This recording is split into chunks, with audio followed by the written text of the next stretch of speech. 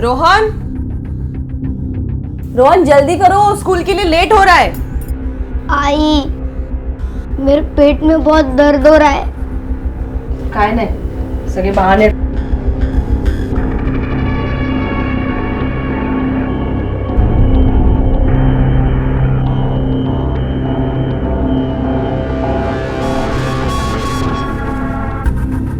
आहो, सब्जी खत्म हो गई, मैं मार्केट जाके आती हूँ।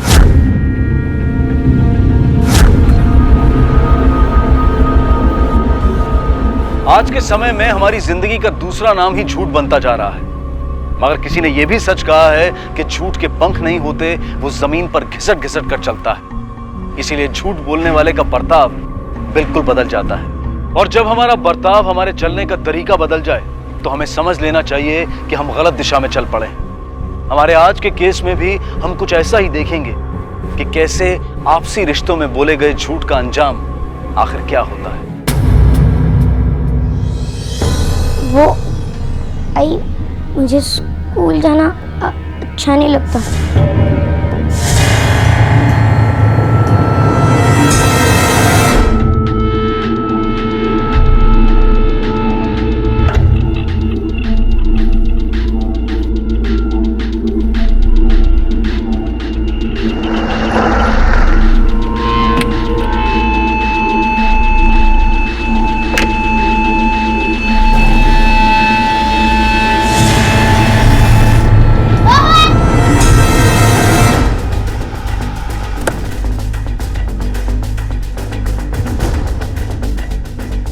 सर, मेरा बच्चा कहीं खो गया, आप प्लीज प्लीज उसे ढूंढ दीजिए। बच्चे को स्कूल आपने ड्रॉप किया था? नहीं, मेरे हस्बैंड ने ड्रॉप किया था, मैंने उनको भी इन्फॉर्म कर दिया, वो भी आते होंगे। आपने अपने फ्रेंड्स और रिलेटिव्स से पूछा? हो सकता है बच्चा उनके घर गया हो। पूछा मैंने, लेकिन रोहन वहाँ नहीं है, और वैसे रोहन हमें बिना बताए कहीं जाता ही नहीं है। सर, स्कूल में सीसीटीवी तो होगा ना गेट पे? सर गेट के पास है, फेसिंग अंदर की तरफ है, बाहर नहीं। गेट पर वॉचमैन है? हाँ सर, एक छोटू वॉचमैन है, वेरी ट्रस्टवर्दी, काफ़ी सालों से है सर। आप हमें मत बताइए किस पे ट्रस्ट करना है। आपके स्कूल से एक बच्चा गायब हुआ है। Sorry sir. मनोज सर। सबके स्टेटमेंट ले लो। ओके सर, चलो। मुझे आपसे कुछ और सवाल पूछने हैं, आप जरा आइए। सर वैसे तो मैं किसी बच्चे को गेट पे खड़े रहने देता नहीं हूँ, लेकिन आज मैंने रोहन को नहीं देखा। रोहन इसी स्कूल में पढ़ता है ना? हाँ। आखिरी बार कब देखा था आपने रोहन को? 2-2:30 बजे। अच्छा, तो ये वॉचमैन से बात हुई है, उसने कहा उसने नहीं देखा रोहन को? नहीं, वो था इसी स्कूल में। ठीक ठीक है। सर, इसका नाम भरत है, इसने ही सुबह रोहन को देखा था। सर, मैंने उसे स्कूल के गेट के उधर देखा था, मैंने उसे आवाज भी दी, लेकिन वो भाग गया। सर, इधर काफी दिनों से वो बहुत चुप चुप रहने लगा था, पता नहीं क्या हो गया था उसे। आपके स्कूल में कोई स्टाफ या कोई टीचर कोई ऐसी हरकत तो नहीं करता था जिससे रोहन को स्कूल आने से डर लगे? नहीं सर, आज तक हमारे स्कूल में ऐसी कंप्लेंट नहीं आई। दिव्या, क्या हुआ, कुछ पता चला? मिल जाएगा सब। तेरे बच्चे को कुछ पता चला? अभी तक तो नहीं। बच्चे को सुबह आपने स्कूल में ड्रॉप किया था? हाँ सर, सुबह स्कूल के गेट पे छोड़ा था मैंने उसे। तो आपने उससे पूछा नहीं कि क्या बात है? इसने उसको डांटा था तो मुझे लगा नाराज होगा, इसलिए नहीं पूछा मैंने। अच्छा, हमें बच्चे की फोटो चाहिए।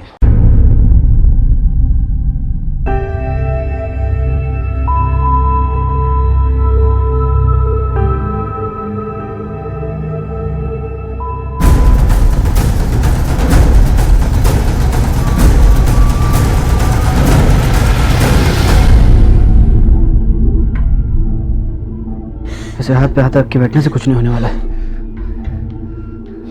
हाँ हेलो, अरे वो तेरे मामा है ना, क्या नाम उनका, राज पाटिल। हाँ, वो एसएपी है ना? अच्छा सुनना, मेरे को यार वो तेरी एक हेल्प चाहिए थी। अरे मेरा बच्चा यार खो गया, पुलिस वाले बात को सीरियस नहीं ले रहे। थोड़ा सोच सिफारिश लग जाती यार तो मेरा काम हो जाता। पिछले 4 घंटे से हम लोग कोशिश कर रहे हैं यार, प्लीज ना यार, देखना आप।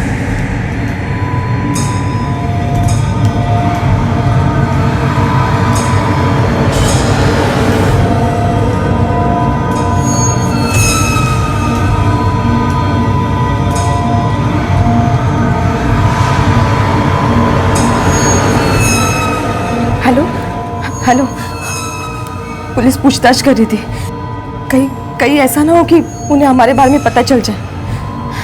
मुझे बहुत डर लग रहा है।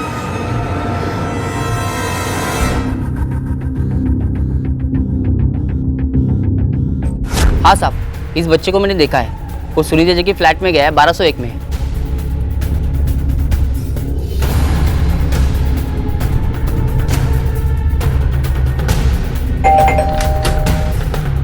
रोहन का सर मी खरं सांगते, मैं घर पे नहीं थी जब ये आया। मैं तो अभी अभी घर पे आई हूँ। सर मुझे लगा ये स्कूल खत्म होने के बाद आया होगा। मुझे नहीं पता ये घर वालों को बिना बताए आया है। आप रोहन के पेरेंट्स को जानती हैं? हाँ सर, ट्यूशन में मिले। रोहन के परिवार को बता दो कि रोहन मिल गया और पुलिस स्टेशन आने के लिए बोलो। Okay sir. चलो बेटा। चॉकलेट्स पसंद है तुम्हें? हाँ।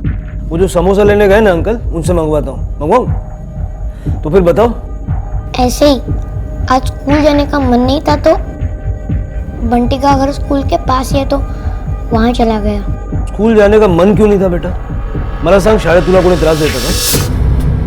डरो मत बेटा। अगर तुम्हें कोई स्कूल में परेशान करता है तो मुझे बताओ। बेटा आपको किसी से घबराने की जरूरत नहीं है। सर एक मिनट। बगा जरा। सर बच्चे के पेरेंट्स का फ़ोन स्विच ऑफ है। तुमने उन्हें इन्फॉर्म तो कर दिया था ना कि बच्चा मिल गया? इन्फॉर्म तो कर दिया था, उन्होंने कहा तुरंत पहुंचेंगे, लेकिन उसके बाद से फ़ोन स्विच ऑफ आ रहा है। तब तो आ जाना चाहिए। बड़े लापरवाह माँ बाप है। चलो हम इसे छोड़ देते हैं। सर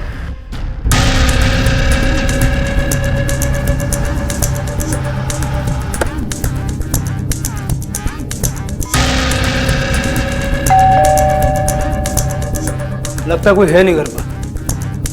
बेटा रोहन, तुझ्याकडे आजी आजोबाचा नंबर है? मैंने टाइम नहीं देखा था साहब। मैं आपको एग्जैक्ट टाइम तो नहीं बता पाऊंगा, पर हाँ 5 साढ़े 5 बजे के आसपास वो यहाँ से निकले थे। बहुत जल्दी में थे साहब। मैंने जाते जाते पूछा तो बोले कि रोहन मिल गया है। ठीक है। बेटा किसके साथ गए थे? अपने फ्रेंड के घर तुम कैसे पहुंचे? बोलो। रोहन। आजोबा। अरे आजी। रोहन। मुझे लगा इसका किसी ने किडनैप कर दिया। कार ट्रक ने इससे टक्कर होकर इसके हाथ पैर तो ठीक है ना? तू ठीक है ना? लेकिन मैं तो बंटी के घर गेम्स खेल रहा था। हाँ हाँ, हाथ पैर सब ठीक है, लेकिन तूने तो हमें डरा दिया था ना बेटा। 1 मिनट जरा आइए बात करने।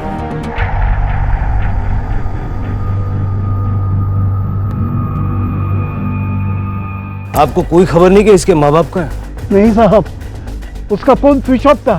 मैंने ट्राई किया था। हमने उन्हें इन्फॉर्म किया था कि रोहन मिल गया है और पड़ोसियों के मुताबिक हमारा फोन कॉल जाने के बाद ही वो लोग घर से निकले। कहाँ गए होंगे? मला काळजी वाटते साहब। जय ने मुझे फोन किया था ये बताने के लिए कि रोहन मिल गया है। हेलो बाबा, रोहन मिल गया। शुक्र है भगवान का। आप कहाँ हो? मैं सोसाइटी के मंदिर में है बेटा। आप वहीं रुको, मैं आपको पिक करता हूँ वहाँ से। हाँ ठीक है, जल्दी आ जाना बेटा। हम वेट करते रहे लेकिन वो लोग नहीं आए। उनका फोन भी बंद था। सोचा शायद टेंशन में भूल गए होंगे। इतने में पुलिस स्टेशन से फोन आ गया, इसलिए हम यहाँ आ गए। ठीक है, आप लोग जाइए। कुछ भी पता चलेगा तो आपको खबर करेंगे। उनका पता लगाइए साहब, पता लगाइए। देखिए पूरी कोशिश करेंगे। साहब, आजकल बहुत एक्सीडेंट होते हैं। मैंने उसे कितनी बार कहा, कार धीरे चलाओ नहीं तो मत चलाओ, मगर मेरी सुनता ही कौन है। हे भगवान, मेरे बेटे को और बहू को सुखरूप रखना बस। चलो अब पुलिस को उनका काम करने दो। चलो। हाँ चलो। चल।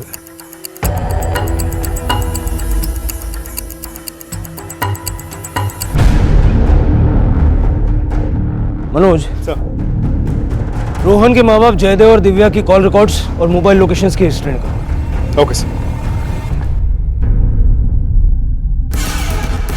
सर जयदेव और दिव्या पवार के मोबाइल लोकेशन और कॉल रिकॉर्ड मिल गए हैं। दोनों के मोबाइल लोकेशन सेम थी। मोबाइल फोन स्विच ऑफ करने से पहले जब उन्होंने हमारा कॉल रिसीव किया था तब वो यहीं थे, मतलब अपने घर पे ही थे शायद। उसके बाद जयदेव के फोन से तुरंत एक कॉल अपने पेरेंट्स को जाता है, मतलब बच्चे के दादा दादी को। फिर वो नंबर ट्रेवल करता रहता है और फाइनली उसकी लोकेशन दादा दादी के बिल्डिंग के पास वाले मंदिर की दिखाती है। वहां पहुंच के ही फोन स्विच ऑफ हो जाता है और तब से लेकर अब तक फोन स्विच ऑफ है। लेकिन दादा दादी ने तो हमसे बोला कि जयदेव और दिव्या वहां पहुंचे ही नहीं। सर तब तो दो पॉसिबिलिटीज बनती है, या तो ये लोग घर के आसपास तक गए थे लेकिन अंदर नहीं घुसे, या फिर दोनों ही झूठ बोल रहे हैं। मनोज, अगर दादा दादी झूठ बोल रहे हैं तो क्यों?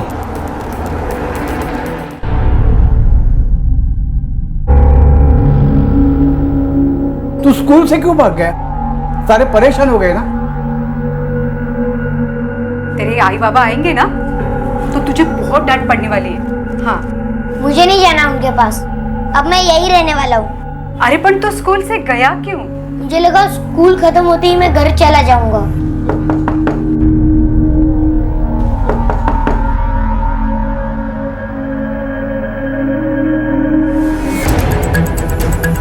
मुझे आपसे कुछ बात करनी है, अंदर आ सकता हूँ?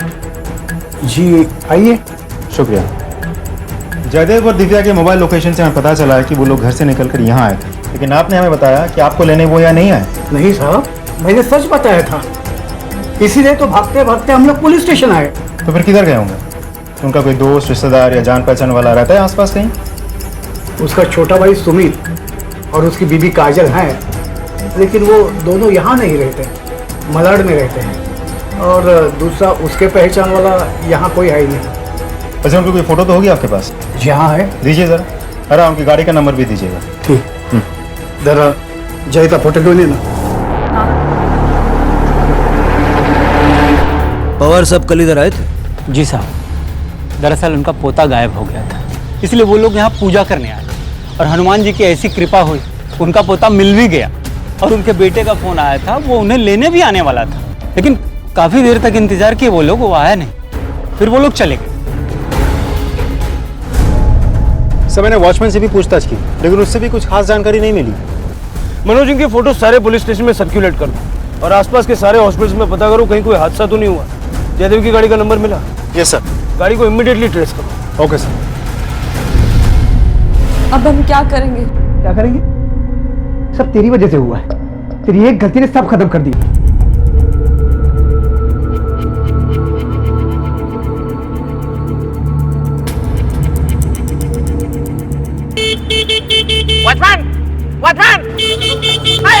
जी साहब, गाड़ी किसने लगाई इधर? हाँ? पता नहीं साहब, ये गाड़ी कौन लगा के गया इधर? अरे गाड़ी कोई भी खड़ा करके जाता है, तुमको कोई ध्यान नहीं है क्या? साहब, अब बिल्डिंग के बाहर का कोई क्या कर सकता है साहब? कितना हादसा हो रहा है मालूम है? ये कुछ हो गया तो जिम्मेदारी कौन लेगा? तुमको मालूम नहीं है कुछ? क्या सिक्योरिटी गार्ड का काम करता है तुम?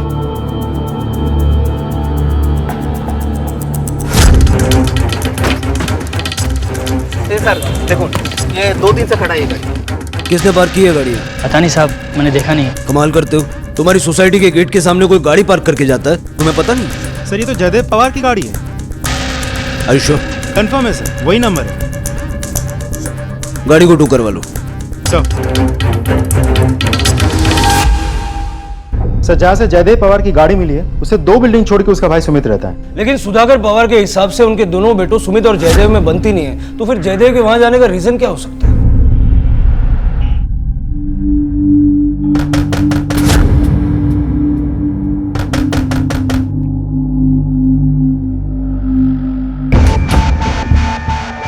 ओ साहब, आओ सुनो तो, क्या हुआ है कुछ बताएंगे? तुम्हारा भाई कहाँ?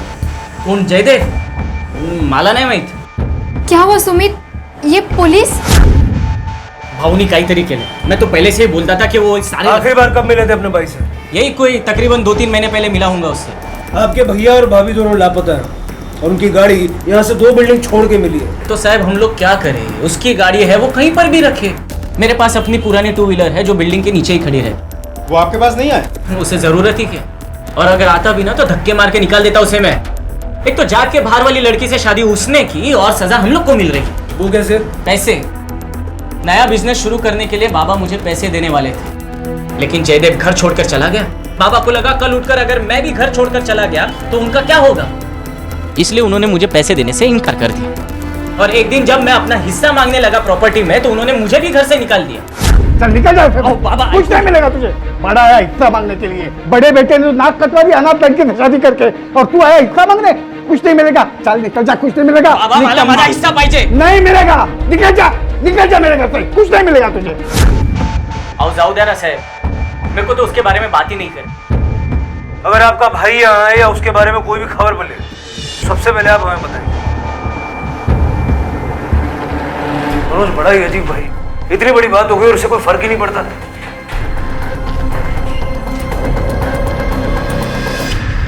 हाँ, मैंने उसे घर से निकाल दिया था।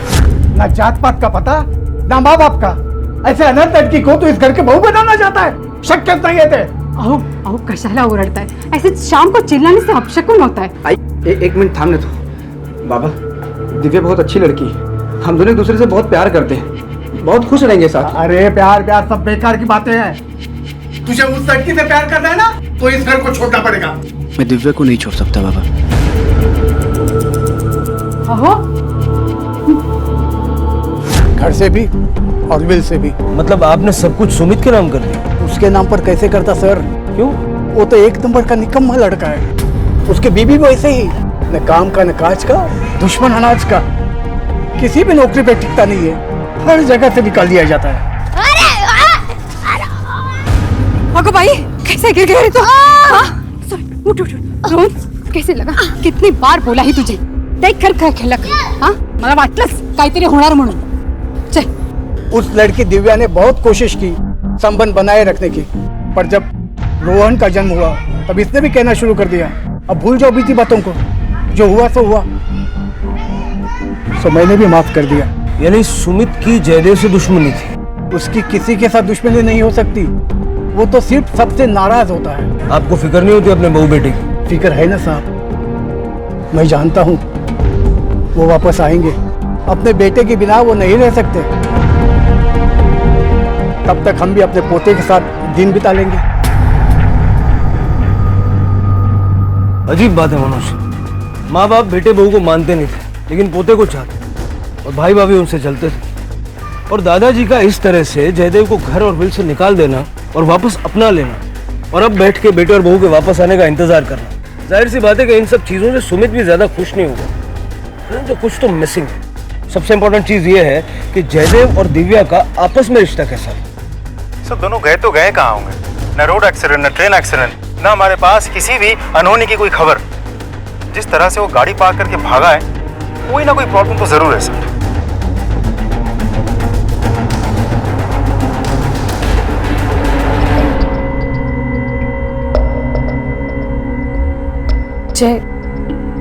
जय, हम कब तक यहाँ पर रहेंगे? ऐसा क्यों हुआ हमारे साथ? मला विचारतेस तू? स्वतःला विचार। चाहते तो तुम भी थे ना जय? मला पाहिजे होतं। हाँ, मला पाहिजे होतं।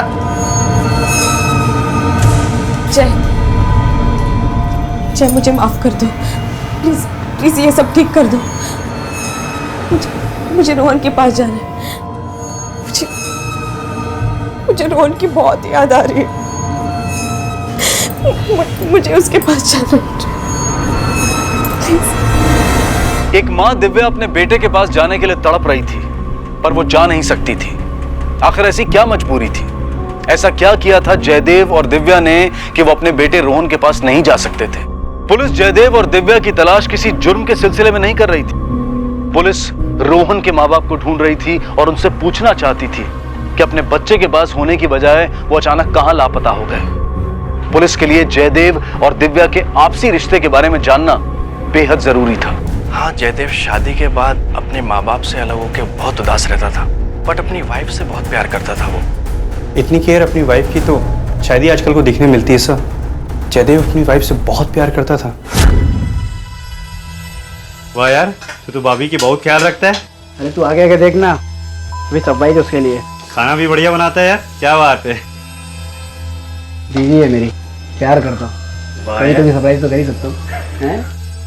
दिव्या अपने पति से बहुत प्यार करती थी, ये सबको पता है। बहुत अच्छा कपल था। नहीं सर, वो तो बहुत आइडियल कपल थे, हमेशा इतना खुश रहा करते थे। मैंने देखा है उनको कई बार, ऐसा कुछ नहीं था उन दोनों के बीच।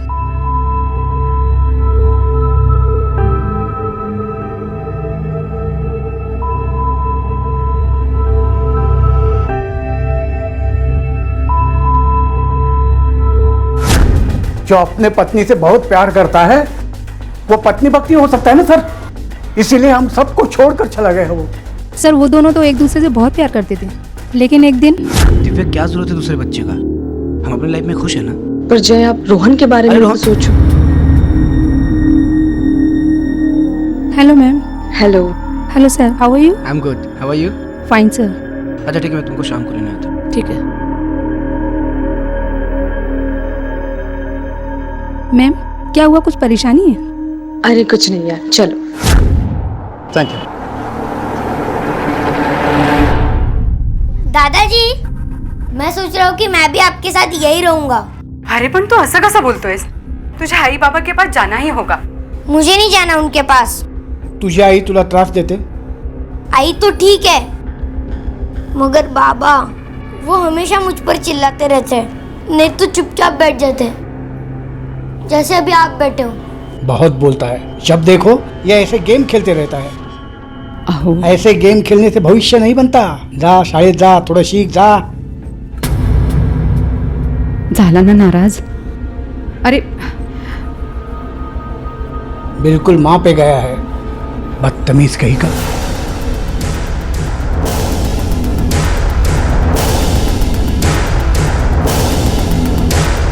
तेरे को 100% यकीन है कि वो यही थे? अरे साहब 100% नहीं, 200% यकीन है, यही थे। अब साहब वैसे तो हर दिन कितने पैसेंजर आते हैं मेरे पास, सबका चेहरा याद रहता नहीं है, पर उस दिन मैं बहुत ज़्यादा थक गया था। ऑटो साइड में लगा के आराम करने गया और ये लोग आए थे मेरे पास। अरे साहब बोला ना नहीं जाने का मेरे को। चलना मेरे भाई, बहुत जरूरी है यार। अरे आपको मना किया नहीं जाना है। अबे तेरे को समझ में आ रहा है? लंबा भाड़ा बोल रहा हूँ मैं। अरे लंबा या कुछ है, नहीं जाना है मुझे। आप अरे अरे मैडम समझाओ, क्या को दिमाग की हटा रहे हो साहब?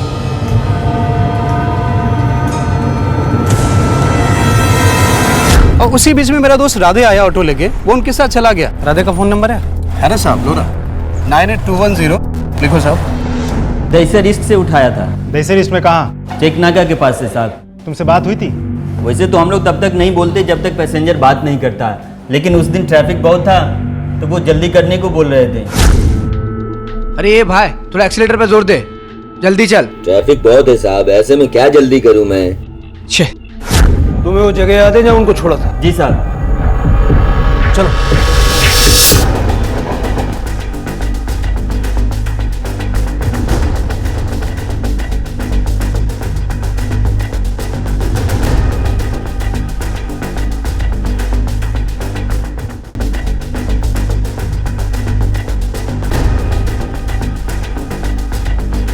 इसको दिखा है क्या? हाँ साहब, ये तो हमारे ही होटल में है, 303 में। केतन, हाँ साहब को 303 में ले जाओ। जब से आया है रूम के अंदर ही है, और सिगरेट पीने के लिए नीचे जाया करते थे और रूम के अंदर ही खाना मंगवा देते थे।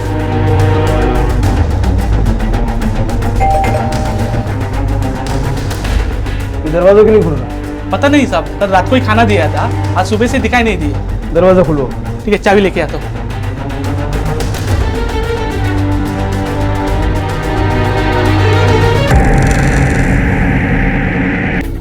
मनोज सर, इन सबके स्टेटमेंट्स लो और बॉडी को पोस्टमार्टम के लिए भेजो। Okay sir. रोहन की गुमशुदगी से शुरू हुआ यह केस जयदेव और दिव्या के लापता होने से होते हुए अब दिव्या के संगीन मर्डर केस में तब्दील हो चुका था।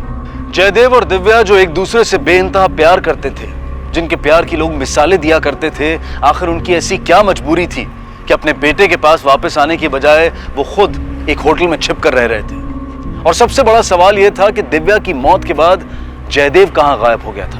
पुलिस के लिए केस अब और पेचीदा हो गया था। आखिर कहां था जयदेव? क्या उसकी जान भी खतरे में थी? जयदेव को ढूंढ निकालना अब पुलिस के लिए बेहद जरूरी हो गया था। देखिए, आपकी बहू की मौत का हमें बहुत अफसोस है, लेकिन मौत के तुरंत बाद से आपका बेटा जयदेव पवार मिसिंग है। तुम्हाला काय म्हणायचं? मेरे लड़के ने उस औरत को मार दिया? मारा काहीच म्हणायचं नहीं, लेकिन शक की सारी सुइयां आपके बेटे की तरफ जाती हैं। मेरा लड़का किसी को मार नहीं सकता। ये सब उस औरत की वजह से हुआ है। किसी ने मार दिया उसे और सारा शक मेरे लड़के को पड़ा रहा है। जीते जी तो उसने हमें अलग कर दिया, अब मरने के बाद भी हमारी जिंदगी बर्बाद कर रही है वो। आपको कुछ कहना? अब इसे क्या पूछ रहे हैं, मैं बता रहा हूँ ना। आप कुछ देर शांत रहिए, बोलिए। नाही साहेब, मला काही माहिती नाही है, मुझे पता नहीं ये सब कैसे हुआ। बड़ी साहब, सुबह से मेरी बाई आंख फड़क रही है, मुझे लगा कुछ ना कुछ जरूर बुरा होगा, आणि झालं। अब से रोहन घर पे साहब इसकी बातें आप आपसे कहा ना कुछ देर शांत रहिए। आप रोहन के बारे में बता रही थी। हाँ सर, जब से रोहन घर आया है तब से मम्मी पापा के घर नहीं जाऊंगा ऐसे रट लगा के बैठा है। उससे पूछा तो वो कुछ नहीं बता रहा है। तो ये बात आपने हमें पहले क्यों नहीं बताई? साहब मला क्या वाटलं की अब वो मम्मी पापा के डर की वजह से घर नहीं जा रहा है। वो क्या है ना कि जय इनकी तरह गुस्से वाला है। हाँ, गुस्सा करता है लेकिन उसके भले के लिए। उसके माँ ने शायद उसके मारा पीटा होगा। चलिए आपको घर छोड़ देते। नहीं, कोई जरूरत नहीं है, हम चले जाएंगे।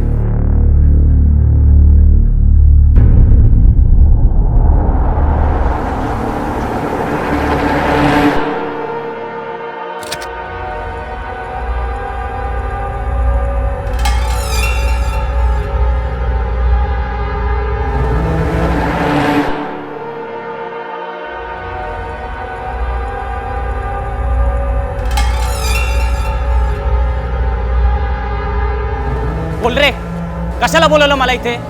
अरे सुमित, आलस तू? सुमित, मुझे तेरी मदद चाहिए। देख, मेरे पास दूसरा कोई जगह नहीं है जाने को। मला थोड़े पैसे पाहिजे। मी कशाला करू तुझी मदद? हाँ? तुम्हारी वजह से आज ये मेरी हालत है। ना तो मेरे पास कोई ढंग का काम धंधा है, ना ही अपना घर है और ना ही पैसे। तो जो तेरे पास नहीं उसका जिम्मेदार मैं थोड़ी हूँ। और भूल गया तू, जब भी तेरे को मदद की जरूरत थी तो मैंने हर बार तेरी मदद की। तुम दोनों की वजह से मेरी जिंदगी बर्बाद है। ये बक भाऊ, मेरे से बहस मत कर, मैं तेरी कोई मदद नहीं कर सकता। हे सुमित, बात सुन। तेरे को मदद नहीं करनी थी तो फिर आया क्यों इधर? पहले मना करना चाहिए था ना तेरे को। तेरी हालत देखने आया था। तेरे को ऐसे हालत में देख के मैं कितना खुश हूं ना, मैं नहीं बता सकता तेरे को। तेरी बहनी? कौन वही नहीं रे? तूने दूसरे जात वाली लड़की से शादी नहीं की होती ना तो बाबा ने तेरे को घर से नहीं निकाला होता। तेरा सारा गुस्सा बाबा ने मुझ पर निकाला और मेरे को भी घर से बाहर निकाल दिया। तेरी बहनी का किसी ने मर्डर कर दिया। अरे पहले ही मर गई होती ना तो अच्छा होता। ए भाऊ, तेरे आवाज से ना मैंने डरने वाला हूँ। हालत बघ स्वतःची, पैसे पाहिजे था। सुमित, मेरी बात सुन। सुमित, मैं तेरे हाथ जोड़ता हूँ भाई। मुझे पैसे की बहुत जरूरत है। अरे हट रे। भाई, मेरी मदद कर रहा भाई।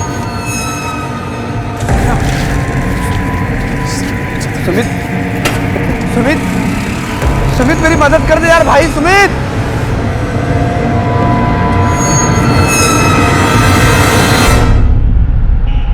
बेटा, आपके पापा मम्मी आपको मारते थे क्या? बहुत डांटते थे क्या? अच्छा ये बताओ, वो दोनों आपस में लड़ते थे क्या? बच्चे को किसी ने डराया धमकाया है क्या? नहीं सर, जब से वो यहाँ आया है तब से किसी ने नहीं डराया है। एक मिनट सर। डरने की कोई जरूरत नहीं, हम लोग तुम्हारे साथ है ना। हाँ,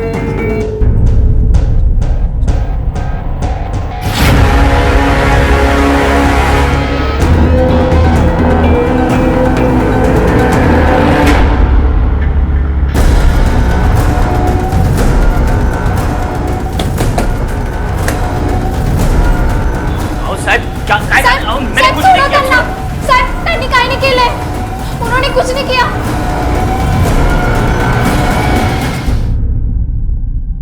वो सर जयदेव भाव से मिला था। क्यों? उसे पैसों की जरूरत थी इसलिए उसने मिलने बुलाया था। पैसों की जरूरत किस लिए? वो तो नहीं पता सर। जिस जगह पे तू उससे मिला था वो दिखा हमें। चल।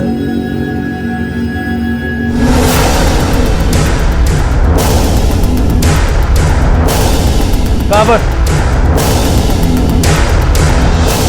या इतेच भेटला होता तो साहब। उसके बाद वो कहाँ गया, क्या किया, मुझे कुछ नहीं मालूम।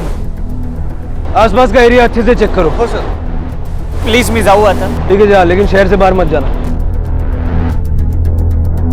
मनोज, इस पे भी नजर रखो। Okay sir.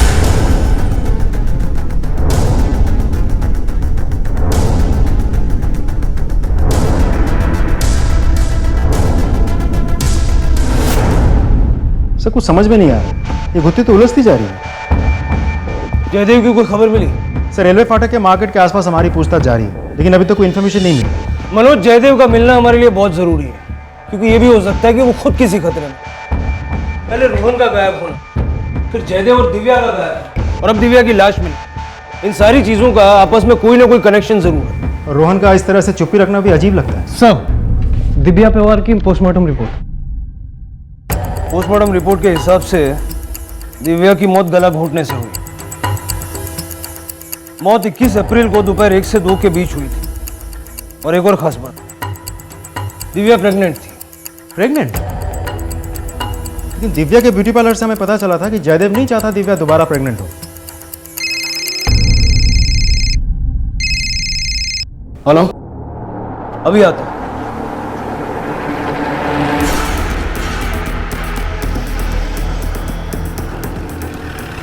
बोल बड़ा, तूने जो मुझे बताया ना, ये इनको बता।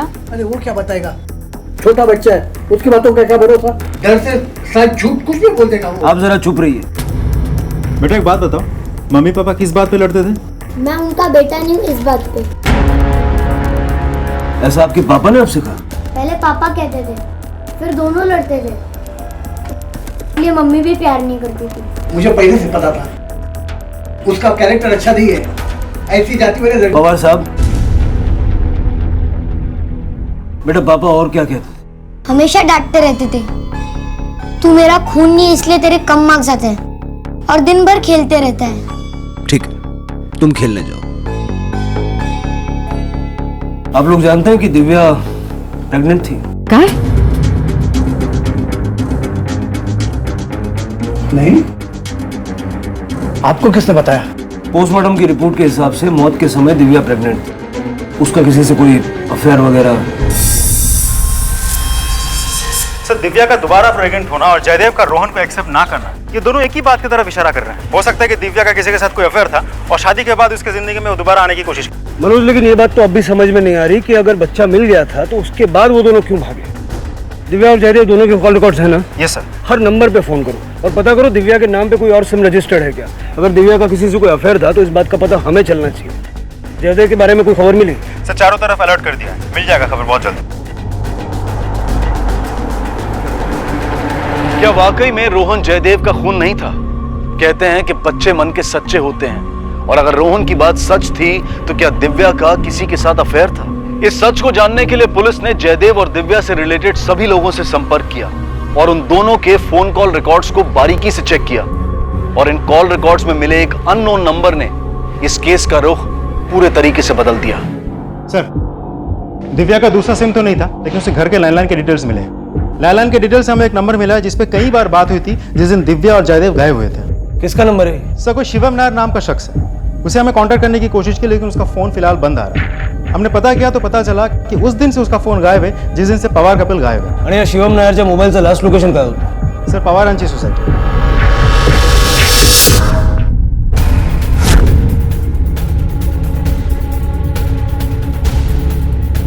कितने दिन से बंद है ये घर? साहब 8-9 दिन से साहब आए ही नहीं। ये आया नहीं क्या 8-9 दिन से? नहीं। मतलब 15 या 16 अप्रैल। 16 अप्रैल? तो 16 अप्रैल को ही तो जयदेव और दिव्या लापता हुए थे। मनोज, सर्च वारंट निकल। Okay sir.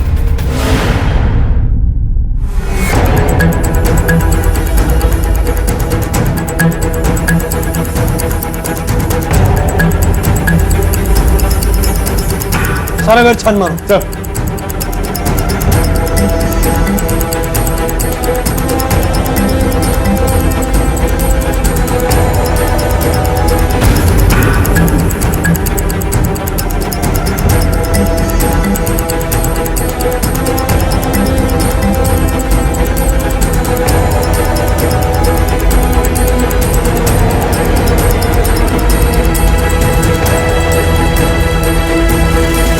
शिवम की मौत ने अब इस केस को एक दोहरे हत्याकांड में बदल दिया था। आखिर कौन था ये शिवम नायर? इसका जयदेव और दिव्या के साथ क्या रिश्ता था? क्या शिवम का दिव्या के साथ कोई अफेयर था? इन सारे सवालों के जवाब जानने के लिए पुलिस को शिवम की जिंदगी को बारीकी से टटोलना बहुत जरूरी था, और जयदेव के पुलिस को अब तक ना मिल पाने की वजह से ये केस उनके लिए एक चुनौती बन गया था। सर, शिवम नायर की बॉडी की पोस्टमार्टम रिपोर्ट मिल गई। मौत 16 अप्रैल को हुई थी, ठीक उसी दिन जिस दिन दिव्या और जयदेव पवार गायब हुए थे। सर, ऐसा लगता है कि खास को छिपाने की कोशिश नहीं की गई थी, सिवाय बॉडी को फ्रिज में डंप करने की। बॉडी को फ्रिज में रखने की वजह से बॉडी डिकम्पोज नहीं हुई, इसलिए बदबू भी नहीं फैली। और सर, ऐसा लगता है कि किसी हेवी चीज से सर पे वार किया गया होगा और पहले ही वार पे मौत हो गई। इस शिवम नायर के बारे में और कोई इन्फॉर्मेशन मिली? सर, शिवम नायर कुछ करता नहीं था, बेसिकली ही वाज अनएम्प्लॉयड। लेकिन फिर भी उसका कोई गलत या खराब रिकॉर्ड नहीं था। कोई चोरी, मारामारी या कोई फ्रॉडलेंट एक्टिविटीज ऐसा कुछ भी नहीं था। जब कुछ करता नहीं था तो रोजी रोटी कैसे चलती? सर वो एक स्पर्म डोनर था। Sperm donor? जी सर।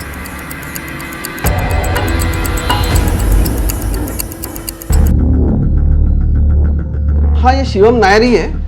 एक्चुअली ये हमारे यहाँ स्पर्म डोनर है। और इन्हें जानते हैं आप? अरे ये तो मिस्टर एंड मिसेस पवार है। एक्चुअली इन दोनों ने आर्टिफिशियल इंसेमिनेशन का फैसला किया था, तो हमने मिसेस पवार को शिवम का ही स्पर्म डोनेट किया। आपके यहाँ डोनर और रिसीवर की इंफॉर्मेशन सीक्रेट नहीं रखते? नहीं सर, हम लोग रखते हैं, लेकिन इस केस में क्या हुआ था, इन दोनों ने हमको रिक्वेस्ट किया था कि आप हमें उनका नाम और पता बता दो। तो मैंने शिवम को भी पूछ लिया, तो उसे भी कोई ऑब्जेक्शन नहीं था, तो फिर मैंने उनसे मिला दिया। और कोई इन्फॉर्मेशन है जो हमारे काम आ सकती है? हाल ही में मिसेस पवार अकेली आई थी और उन्हें वापस सेकंड चाइल्ड चाहिए था, तो उन्होंने डिमांड की थी कि उन्हें शिवम का ही स्पर्म चाहिए, और हमने उनको दे दिया। जयदेव और दिव्या के बीच में कैसे संबंध? बहुत ही अच्छे थे सर, काफी हैप्पी कपल था, बहुत प्यार करते थे अपने वाइफ से। मनोज, जब तक एक भी शख्स ऐसा नहीं मिला जिसने ये कहा कि जयदेव और दिव्या के बीच में बनती नहीं थी। सब यही कह रहे हैं कि वो एक अच्छा कपल था, सिवाय उनके बेटे रोहन के। हो सकता है शिवम नायर ने रोहन पे हक जताना शुरू कर दिया हो और पवार दंपति को ब्लैकमेल किया हो, और इसी के चलते दोनों पति पत्नी ने मिलकर शिवम को मार दिया और खुद भी गायब हो सकता है। और जब जयदेव को दिव्या की दूसरी प्रेगनेंसी के बारे में पता चला तो उसने गुस्से में आके दिव्या को भी मार दिया। मनोज, इस जयदेव का मिलना बहुत जरूरी है। जहाँ उसने गाड़ी पार्क की थी, जहाँ वो सुमित से मिला था, सारे एरिया में सर्च इंटेंसिफाई कर दो और उसकी फोटो न्यूज़पेपर में भी छाप दो। Okay sir.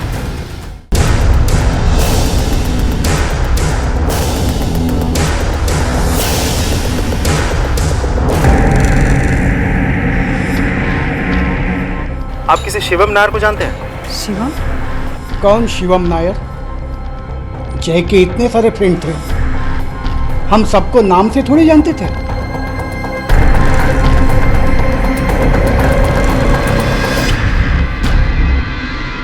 ये अंकल भी तुमको प्यार करते थे? ये कौन से अंकल है? इनको कभी आपने अपने घर में नहीं देखा? मैंने इन्हें अपने घर में कभी नहीं देखा। बेटा थोड़ा ध्यान से देखो। अरे पापा, कितनी बार बोलूं, नहीं देखा ना। अंकल मैं खेलने जाऊं?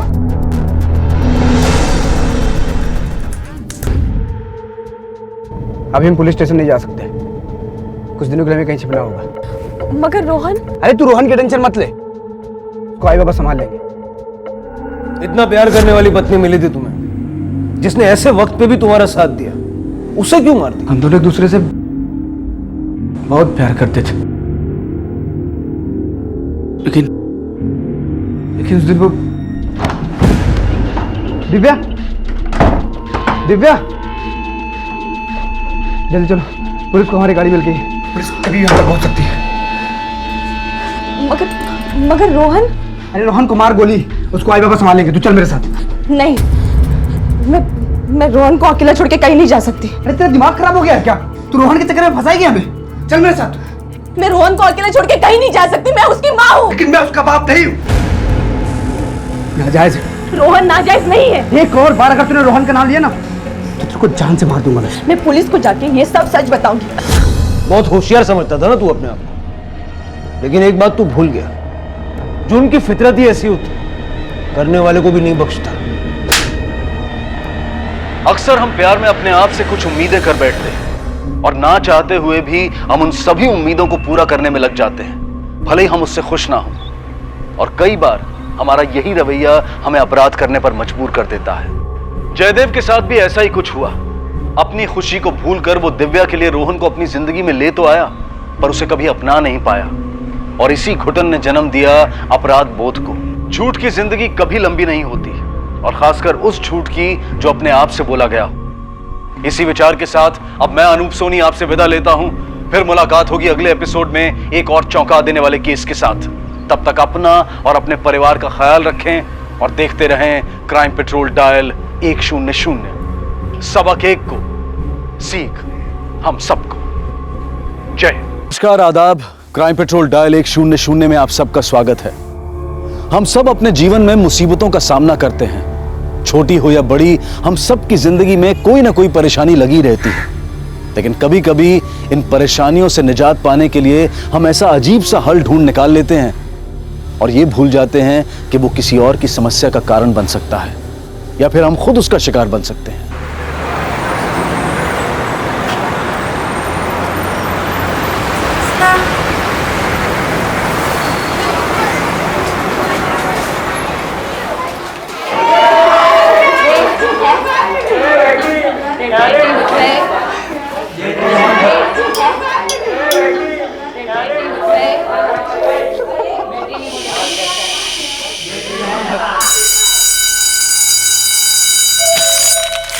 ए सुनना, चल चलते हैं।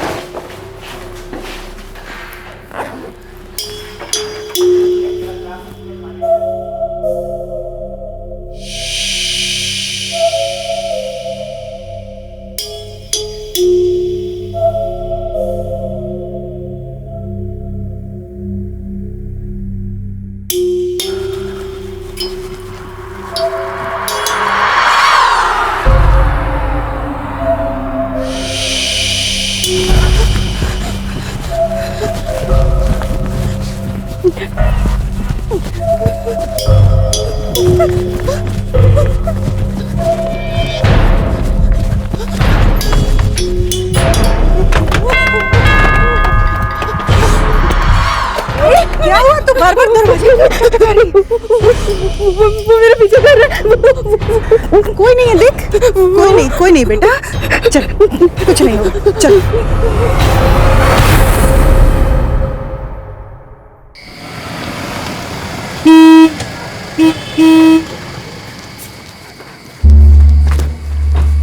जाना। पता नहीं यार, लोग इतनी गाड़ियां खरीद कैसे लेते हैं। जब देखो तब रोड पर जाम ही जाम।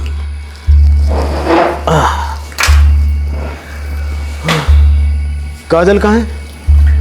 आई नहीं कोचिंग से? हाँ? अरे तुम दोनों ऐसे एक दूसरे का मुंह क्या देख रहे हो? अरे कुछ बोलते क्यों नहीं? काजल अभी तक कोचिंग से नहीं आई है। पापा, हमने काजल को सब जगह ढूंढा पर पता नहीं कहाँ चली गई वो। अरे तो तुमने मुझे पहले क्यों नहीं बताया? फोन ही कर देती। हमने सोचा कि आप गाड़ी चला रहे होंगे रास्ते। अरे बाहर लेके गाड़ी।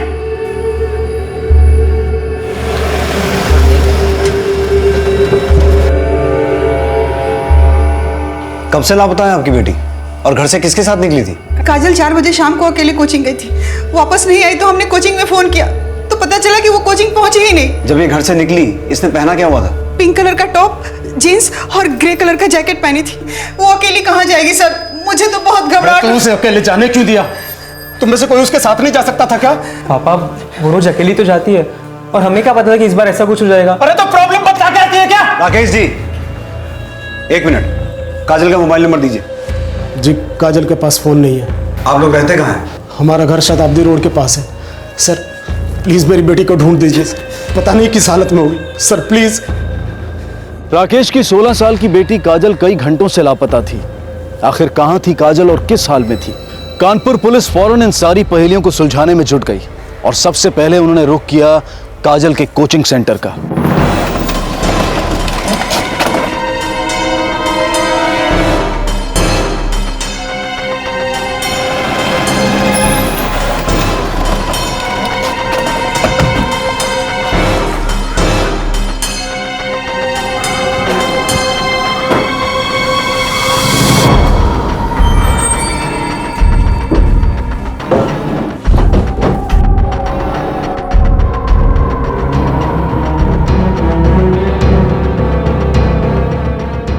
सर, काजल हमें बिना बताए कहीं नहीं जाती।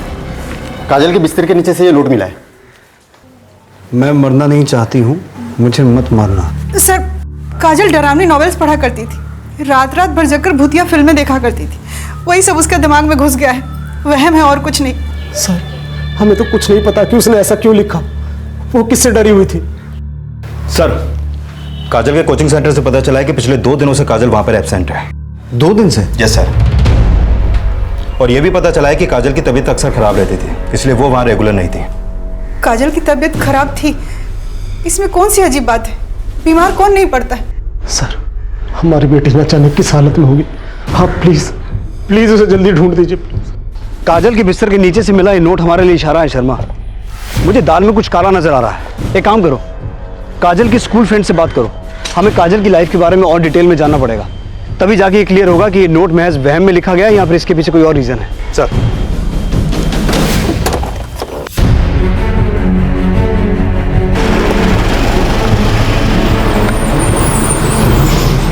यस सर, पिछले कई दिनों से काजल अजीब सा बिहेव कर रही थी। जैसे क्लासरूम में खोई खोई रहती थी, अपना टिफिन फेंक देती थी, बैग भूल जाती थी। सर पता नहीं क्यों काजल को कभी भी घर जाने की जल्दी नहीं होती थी। छुट्टी के बाद वो वॉशरूम में छुप जाती थी। काजल टॉयलेट की तरफ किधर जा रही है? घर नहीं जाना क्या? काजल सुन तो, काजल।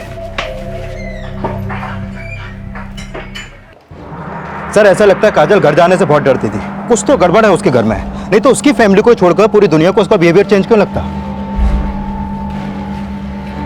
काजल हमारी बेटी है, आप ऐसा सोच भी कैसे सकते हैं? हम जान से ज्यादा प्यार करते हैं उसे। अगर हमने ये सब कुछ किया होता तो आपके पास क्यों आते कंप्लेंट लिखवाने के लिए? आप लोगों को काजल का बर्ताव कभी अलग नहीं लगा? सर सब नाटक है काजल का। पापा की लाडली है ना, उन्होंने बिगाड़ा उसे। सर 1 नंबर की झूठी और मक्कार है काजल, हमेशा ऐसी ही कुछ हरकतें करके मुझे फंसाती थी। आप लोग हमारी बेटी को ढूंढने आए हैं या हम पर शक करने? स्कूल में भी तो कोई हो सकता है जिससे वो डरती हो, और फिर बिना सबूत के आप हम पर शक कैसे कर सकते हैं? देखिए, जब तक हमें काजल का पता नहीं चलता तब तक हर कोई हमारे शक के दायरे में। बेहतर होगा कि आप हमें कोऑपरेट करते रहें। 2 मार्च जिस दिन काजल गायब हुई थी, आप दोपहर से शाम तक कहाँ थे?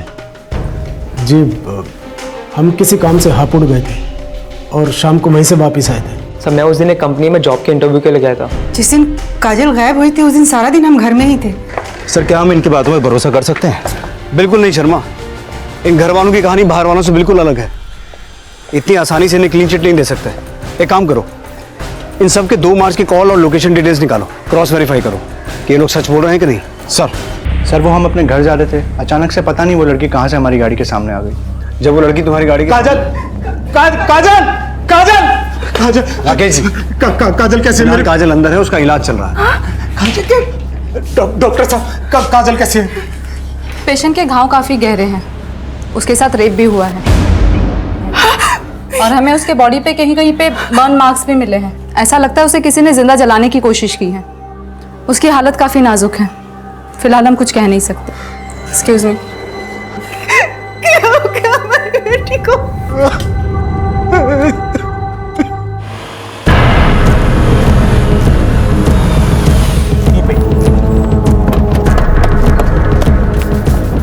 सर यहीं पे वो लड़की मेरी गाड़ी के सामने आई थी। यहाँ? जी सर। लड़की आई किस तरफ से थी? सर इस तरफ से। इधर तो जंगल है। शर्मा अंदर जाके चेक करना पड़ेगा, आखिर ऐसी हालत में लड़की आई कहाँ से थी। सर ये देखिए, वहां घर जैसा कुछ दिख रहा है। हाँ।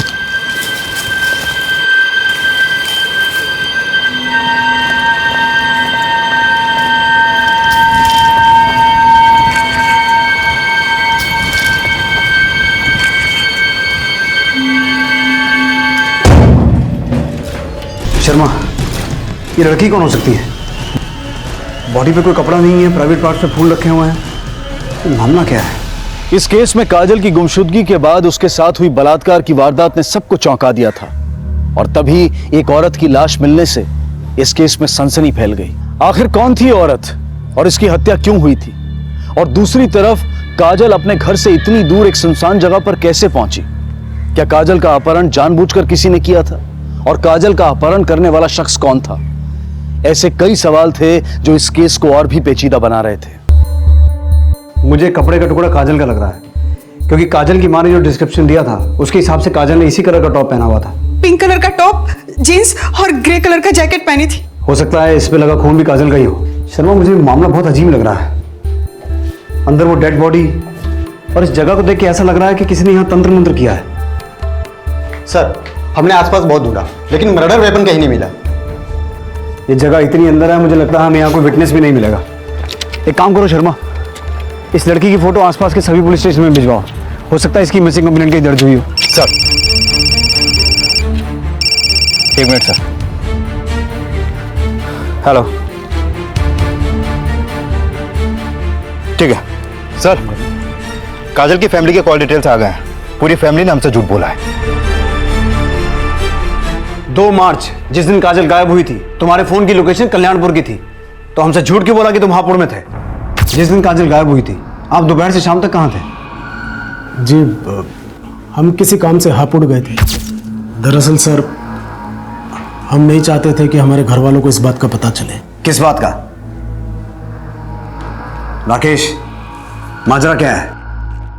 माजरा कुछ नहीं है सर। काजल के पापा हमेशा हमारी ज़रूरतों को फिजूल खर्ची समझते।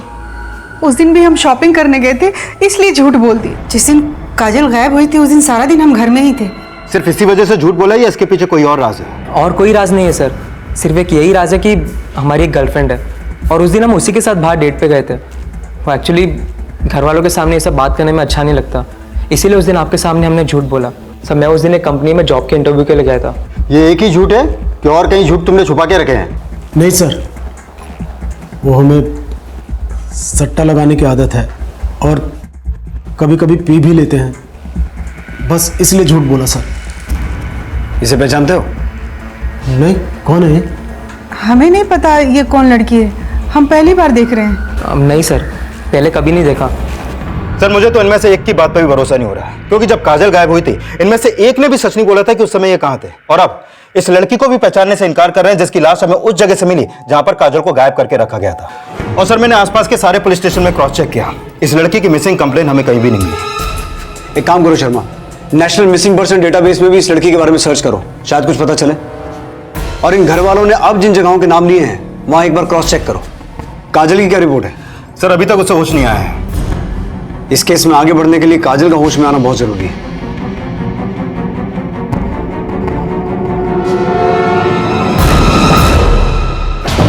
अरे हमें कहा लिया है साहब, हमने क्या किया है साहब? सट्टा खिलाता है ना तू? खिलाता तुम साहब, लेकिन बंद कर दूंगा कसम से। बंद तो तुझे करना ही पड़ेगा साहब। ये बता, 2 मार्च को ये आदमी तेरे यहाँ सट्टा खेलने आया था? ये तो राकेश है साहब, और मेरे यहाँ अक्सर आता है साहब। और 2 तारीख को तो ये 20-30 हजार रुपए हारा भी था। गैम्बलिंग एक्ट में बुक करो इसे। नहीं साहब, हम बंद कर देंगे साहब, बंद कर देंगे साहब हम। यस सर, मैं और हर्ष रिलेशनशिप में हैं। उस दिन हम दोनों साथ में मूवी देखने भी गए थे और हमारे साथ 2-3 दोस्त और भी थे।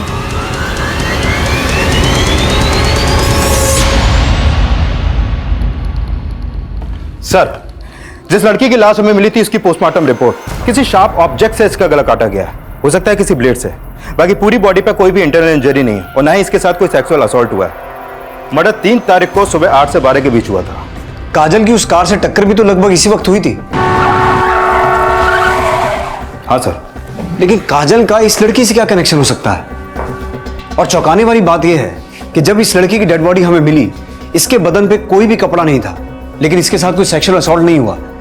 वहीं दूसरी तरफ काजल के साथ रेप किया गया।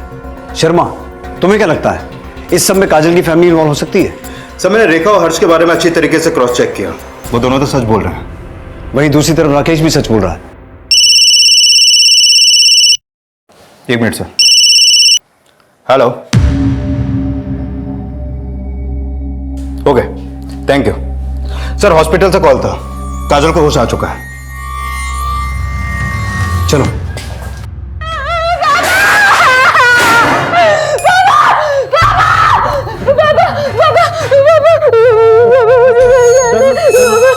हम है ना, सब ठीक हो जाएगा, हम है ना। काजल बेटा आप घबराओ मत, हम हैं यहाँ, आपके साथ कुछ नहीं होगा। आप सिर्फ ये बताओ कि जिस दिन आप कोचिंग के लिए निकली थी उसके बाद क्या हुआ था आपके साथ? मुझे घर जाना है पापा, घर चलेंगे, मार डालेगा। ये आपकी मदद करना चाहते हैं। तुम्हारे साथ जिसने भी ये सब कुछ किया है ना, उसके बारे में बताओ। काजल बेटा आप हमें सिर्फ इतना बताओ। आई थिंक हमें पेशेंट को अकेला छोड़ देना चाहिए, क्योंकि इसके साथ जो कुछ भी हुआ है उससे ये बहुत ज़्यादा डर गई है और उस बारे में बात तक नहीं करना चाहती। I hope you understand, she is very small for all this thing. Sir Kajal तो कुछ भी बोलने को तैयार ही नहीं है, तो फिर कैसे पता चलेगा काजल और उस लड़की के साथ क्या हुआ था जिसकी लाश हमें मिली थी, जबकि काजल ही इकलौती चश्मदीद गवाह है। सवाल ये है शर्मा कि काजल सचमुच सब कुछ भूल गई है सदमे में, या फिर हमसे सब कुछ छुपा रही है? पापा मुझे यहाँ नहीं रहना, मुझे घर जाना है पापा, मुझे मार डालेगा। Sir national missing personal data record से इंफॉर्मेशन हाथ लगी है। इस लड़की का नाम रानी शास्त्री है, उम्र 28 साल। करीब एक हफ्ते पहले दिल्ली में इसकी मां ने इसकी मिसिंग कंप्लेंट दर्ज की थी। दिल्ली में? Yes sir. लेकिन हमें इसकी लाश मिली कानपुर में, वो भी उस जगह जहां काजल को किडनैप करके रखा गया था। शर्मा, अब हमें पता ये लगाना है कि दिल्ली की रानी शास्त्री का कानपुर की काजल से क्या कनेक्शन है। पुलिस को जिस लड़की की लाश मिली थी अब उन्हें उसके बारे में पता चल चुका था, लेकिन हैरानी की बात यह थी कि दिल्ली से लापता हुई रानी आखिरकार कानपुर कैसे पहुंची और उसकी हत्या किसने और क्यों की। दूसरी तरफ काजल अब भी डर के साए से बाहर नहीं निकल पाई थी और यह डर उसके अंदर लापता होने के पहले से देखा गया था। आखिर ऐसी क्या वजह थी कि काजल इतनी ज्यादा डरी हुई थी और उसकी जान को किससे खतरा था। रानी की हत्या और काजल की गुमशुदगी और बलात्कार के मामले को सुलझाने में पुलिस जी जान से जुटी हुई थी, लेकिन इस केस में ऐसे कई सवाल थे जिनका जवाब मिलना बेहद जरूरी था और उन सवालों के जवाब तलाशने के लिए कानपुर पुलिस ने दिल्ली का रुख किया।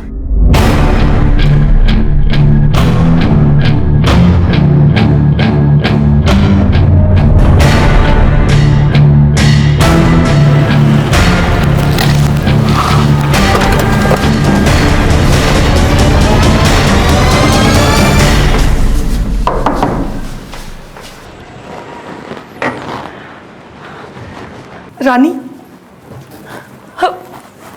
रानी कहाँ है साहब? रानी नहीं आई? हाँ? जी आपके लिए एक बुरी खबर है। बुरी खबर? आपकी बेटी रानी अब इस दुनिया में नहीं है। क्या?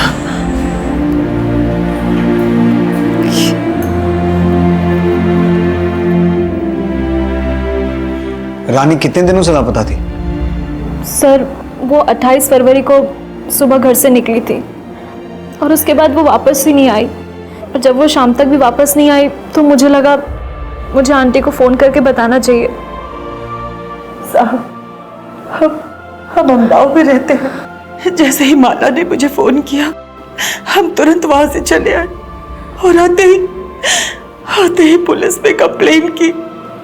साहब मेरी इकलौती बच्ची थी रानी, बड़ी ही मेहनती थी, नौकरी की तलाश में थी मगर अच्छी नौकरी उसे नहीं मिल पा रही थी। साहब माँ मैं कोशिश कर तो रही हूँ ना, आप चिंता मत करो, कुछ ना कुछ जरूर हो जाएगा। चिंता ना करो? कैसे चिंता ना करो? हाँ, जो हमने कर्ज लिया है उसका सूद दिन ब दिन बढ़ता जा रहा है।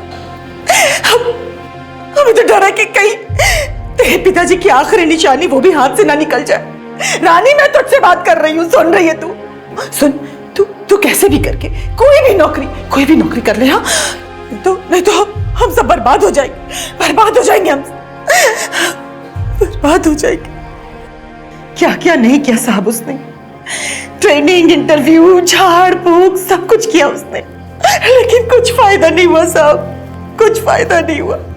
मेरी बच्ची को कोई क्यों मार दिया? मेरी बच्ची ने किसी का क्या बिगाड़ा था?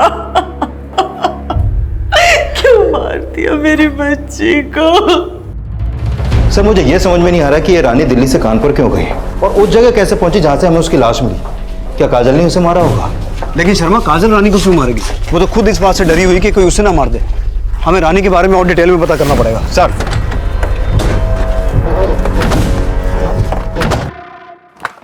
सर रानी की कुछ डिटेल्स मिली हैं।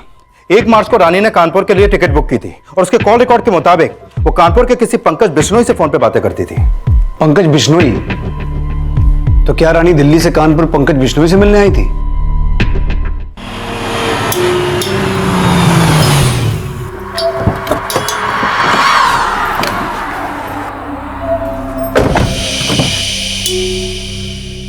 आजा। चल बेटा, चला। हाँ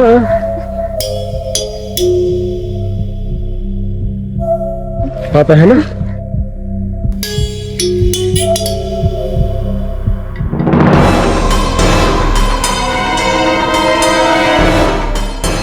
साहब उसने मुझे कुछ नहीं बताया था कि वो कानपुर क्यों गई थी। माला, तुम और काजल दोनों साथ में रहते थे, काजल ने तुम्हें कुछ तो बताया होगा। नहीं सर, ट्रस्ट मी, मुझे तो ये भी नहीं पता था कि उसने कानपुर की टिकट बुक करवाई थी और पता नहीं वो वहाँ क्यों गई थी। मेरा बच्चा सारा खाना खाएगा। ले खा खा खा, थोड़ा सा खाना बच्चा। क्या हुआ? कोई नहीं बच्चा,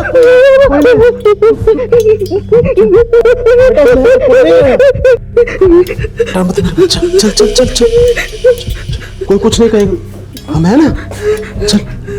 सर, ये पंकज पेशे से नाई है और यहाँ पास में ही उसकी दुकान है। नाई? काजल और रानी का एक नाई से क्या कनेक्शन हो सकता है? आओ देखते हैं।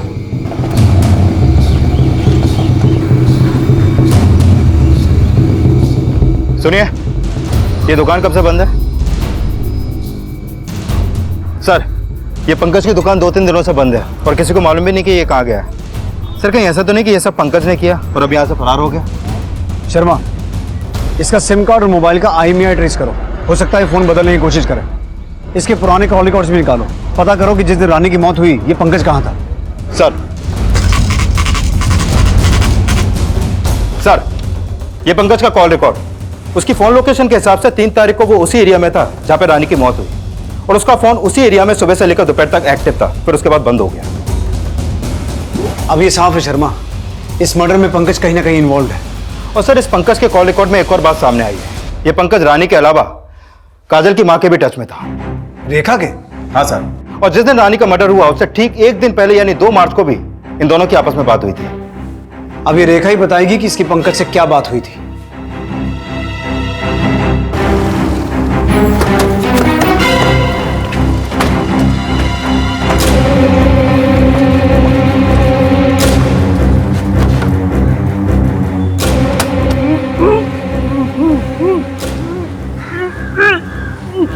अंदर से किसी की आवाज आ रही है।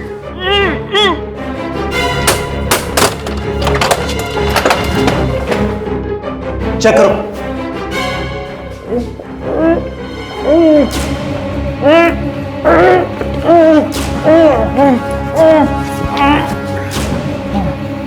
किसने किया है सब?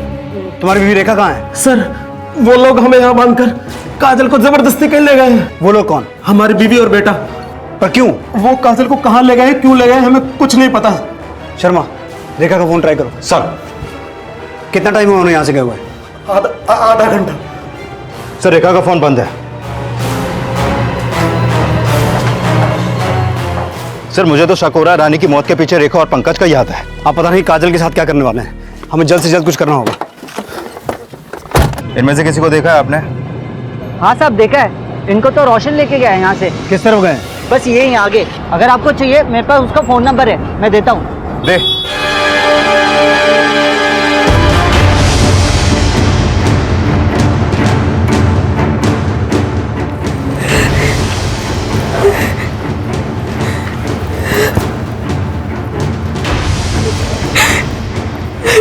ठीक है सर, मेरी रोशन से बात हुई। उसने उन्हें सीतापुर कानपुर हाईवे पर एक खंडर के पास छोड़ा है।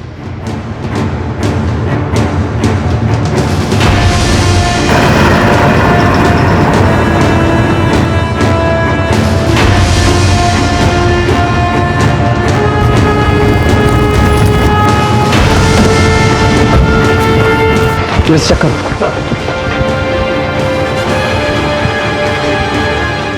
क्या नाटक कर रहे हो? ये सब बंद करो, खोलो इसे, छोड़ो। क्या कर रहे थे तुम लोग वहां? अपनी बेटी की शादी एक बकरे से करवा रहे थे? सर, हम जो कर रहे थे ना, अपनी बेटी के भले के लिए कर रहे थे। काजल पिछले कुछ दिनों से अजीब अजीब बर्ताव कर रही थी।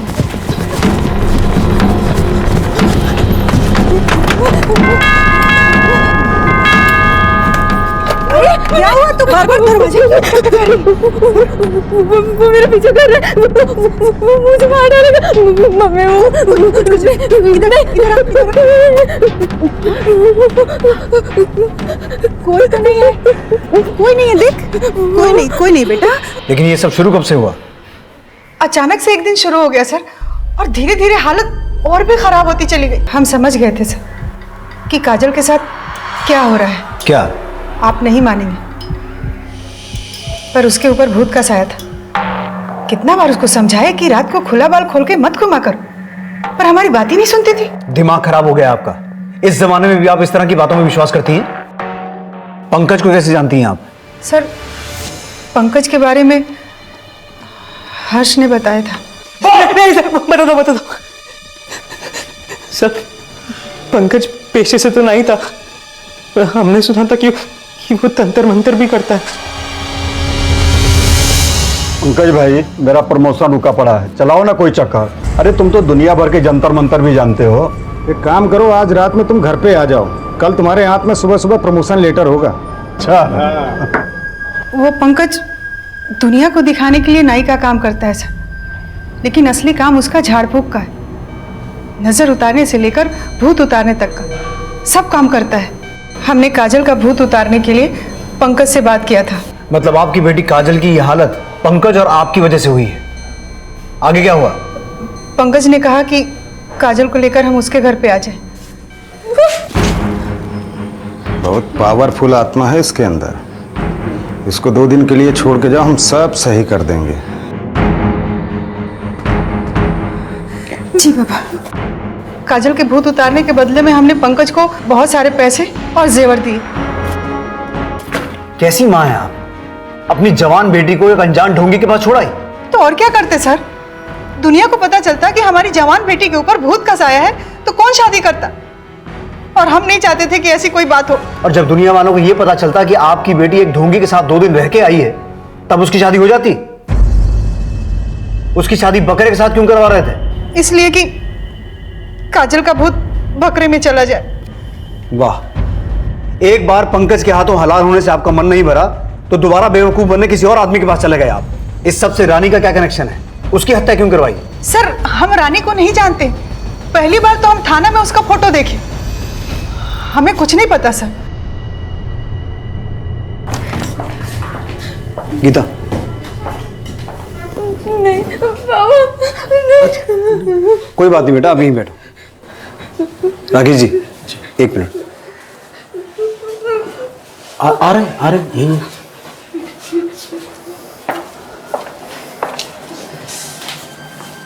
देखिए, मैं जानता हूं कि इस बात को एक्सेप्ट करना थोड़ा मुश्किल है, लेकिन काजल की हालत मेंटल डिसऑर्डर की तरफ इशारा कर रही है। नहीं सर, हमारी बेटी पागल नहीं है। हम भी ये नहीं कह रहे हैं कि आपकी बेटी पागल है, लेकिन मेंटल डिसऑर्डर एक सीरियस इशू है जिसे एड्रेस करना बहुत ज़रूरी है। मुझे ऐसा लगता है कि हमें काजल को एक साइकियाट्रिस्ट को दिखाना चाहिए, जिसके लिए हमें आपकी परमिशन की ज़रूरत है। लेकिन सर, काजल की ऐसी हालत नहीं है। आप चिंता मत कीजिए Rakesh ji, I am sure कि इससे काजल की हालत सुधरेगी और हमें भी इस केस में आगे बढ़ने में मदद मिलेगी। प्लीज़। देखिए, Kajal is facing an onset of the schizophrenia, fear, distress, paranoia, ये सब इसके सिम्टम्स है। काजल भी इसी बीमारी का शिकार है। अक्सर इस बीमारी में पेशेंट अपने आसपास किसी को देखते हैं और डर जाते हैं, हालांकि ऐसा कुछ होता ही नहीं है।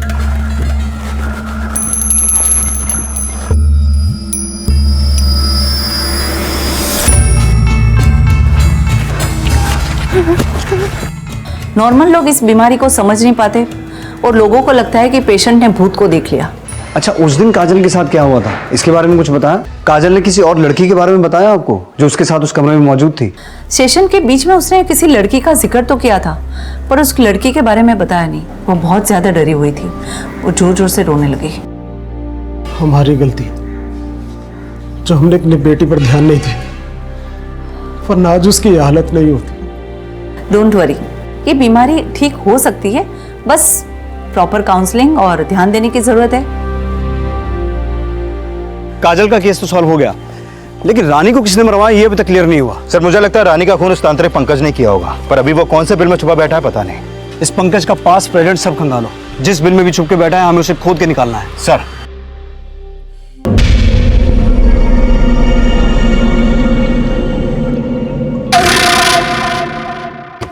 सर, एक जरूरी इंफॉर्मेशन हाथ लगी है। 2 साल पहले पंकज की मां का देहांत हो गया था, जिसके बाद गांव की सारी संपत्ति पंकज के नाम हो गई थी। सर, हो सकता है ये पंकज अपने गांव में छुपा बैठा हो। कहां है इसका गांव? खरसोली।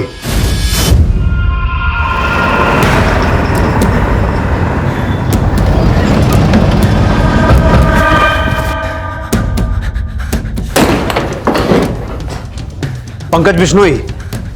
जी साहब। चलिए पंडित जी, अब आपका भूत उतारने की बारी है।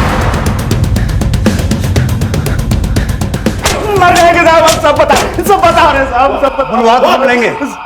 तेरी ये खातिरदारी तो लोगों को उल्लू बनाकर उनकी जिंदगी खराब करने के लिए है। एक 16 साल की लड़की के साथ रेप किया तूने, उसे इतना मारा, उसे जलाने की कोशिश की। बोल क्यों किया है सब, बोल। वो साहब, हमको ये करने में बहुत मजा आता था साहब। तंत्र मंत्र के बहाने तो हम उनसे मजे लेते थे साहब, और उनसे पैसे भी लेते थे साहब। अरे साहब, रानी को क्यों मारा? साहब हमने नहीं मारा साहब, वो खुद चल के आई थी हमारे पास नौकरी के लिए तंत्र मंत्र कराने साहब। लेकिन साहब वो बहुत सही समय पे आई थी। काजल के अंदर का भूत निकाल के किसी दूसरी लड़की के अंदर डालने के ढोंग करने के लिए मैंने काजल को अपने पास रखा था। उसी समय रानी आई साहब। रानी को फंसाने के लिए हमारे दिमाग में एक प्लान आया। झूठ मत बोल, रानी को तू नहीं मारा है, ये बता क्यों मारा? साहब हमने नहीं मारा है साहब। जब हमने कबूल किया कि काजल का बलात्कार हमने किया तो हम रानी को मारने के बाद भी कबूल कर लेते साहब। हमने नहीं मारा रानी को साहब। रानी को तेरे बारे में किसने बताया था? वो बोल रही थी कि उसके किसी दोस्त ने हमारा नंबर उसको दिया है साहब। हम सच बोल रहे हैं साहब, हमने नहीं मारा। पंकज के हिसाब से रानी को पंकज का नंबर उसके किसी दोस्त ने दिया था। एक काम करो शर्मा, रानी के कॉल रिकॉर्ड्स निकालो और उसके फ्रेंड्स की एक लिस्ट बनाओ और ये पता लगाने की कोशिश करो कि उसके फ्रेंड्स में से 3 मार्च को मर्डर वाली लोकेशन के एरिया में कौन मौजूद था। सर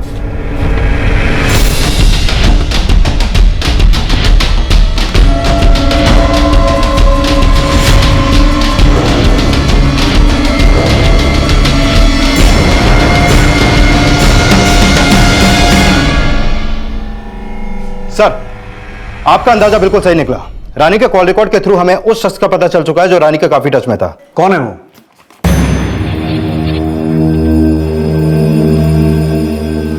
देखो, हमें ये तो पता चल चुका है कि रानी की हत्या तुम्ही ने की थी।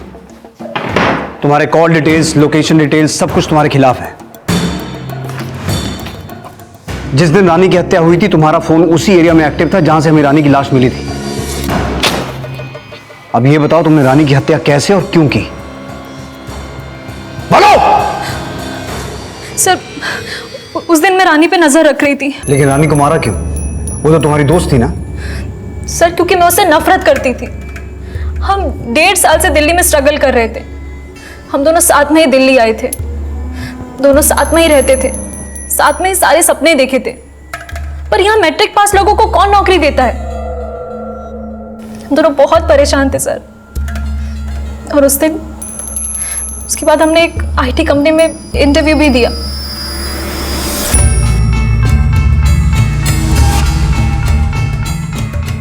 पर सर वहां रानी का सिलेक्शन हो गया और मैं वेटिंग लिस्ट में इंतजार करती रह गई। मुझे बहुत बुरा लगा और फिर मैंने सोचा कि अगर रानी नहीं रहेगी तो ये जॉब मुझे मिल जाएगी। कौन था?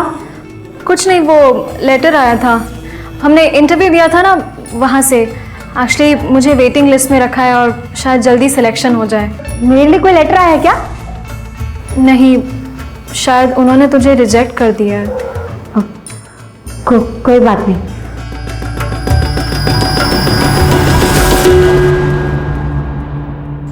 सर, रानी की तरह मेरे भी कुछ सपने थे। मुझ पे भी मेरे घर वालों की जिम्मेदारियां थी। मुझे भी कुछ करके दिखाना था। और फिर मेरे घर वालों ने मुझे अल्टीमेटम दिया कि अगर इस बार मेरी जॉब नहीं लगी तो मेरी शादी करवा देंगे, फिर चाहे मेरी मर्जी हो या ना हो। और इसीलिए मैंने रानी को मारने का प्लान बनाया, क्योंकि उसके मरने से ये जॉब मुझे ही मिलती। एक कहावत सुनी है, जो दूसरों के लिए गड्ढा खोदते हैं वो खुद उसी में गिरते हैं। जिस जॉब के लिए तुम एटलीस्ट वेटिंग लिस्ट में आई थी, अब तुम उसके काबिल भी नहीं हो, क्योंकि अब तुम एक मुजरिम हो।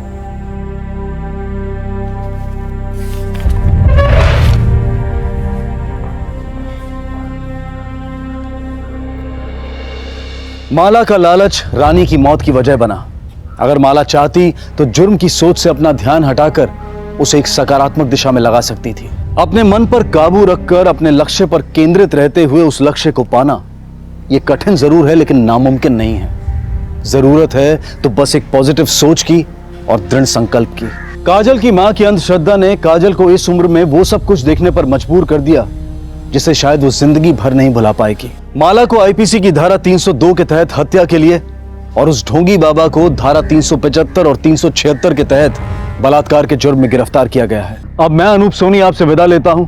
फिर मुलाकात होगी अगले एपिसोड में एक और चौंका देने वाले केस के साथ। तब तक अपना और अपने परिवार का ख्याल रखें और देखते रहें क्राइम पेट्रोल डायल 100। सबक एक को सीख हम सबको। इस तरह के और भी एपिसोड देखने के लिए हमारे चैनल को सब्सक्राइब करें और बेल आइकन दबाना ना भूलें।